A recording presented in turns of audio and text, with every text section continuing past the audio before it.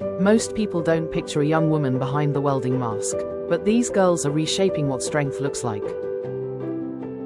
They're students, creators, and trailblazers learning to master one of the toughest skills. And they're proving every day that welding has no gender. We asked one girl in welding a few questions. Our first question was, what first got you into welding? It seems really fun, and it just looks really interesting, so that's why I went to the welding class. Our second question was, what is your favorite part of welding? The teamwork we do, the welding part, that's the best part. Our final question was, what do you wish more people understood about girls in welding?